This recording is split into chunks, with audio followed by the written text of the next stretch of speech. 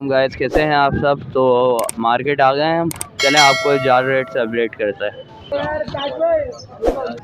अस्सलाम वालेकुम। वालेकुम सलाम। कैसे हैं आप?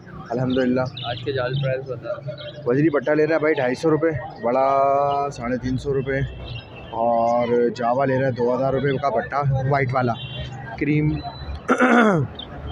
बड़ा 4000 रुपये ले रहे हैं, और गिरे का पट्टा ले रहा है 1600 रुपये, और पल का पट्टा 2000 रुपये, और फिश ले रहा है 250 रुपये, और डफ ले रहा है 400 रुपये, और इनो ले रहा है 6000 रुपये का पट्टा।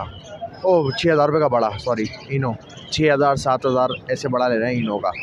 जिस भाई के पास कोई भी माल हो इस इनो वगैरह या कॉकटेल वगैरह जो भी हो वो मुझसे कांटेक्ट कर ले। मेरा नंबर है 032182777052।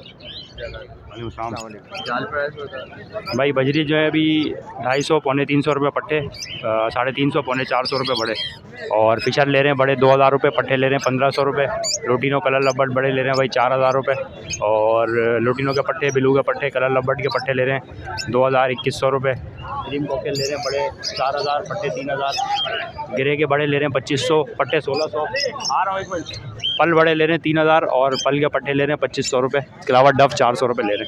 यही ऑर्डर कॉन्टैक्ट नंबर बताओ। 0313 266 0587।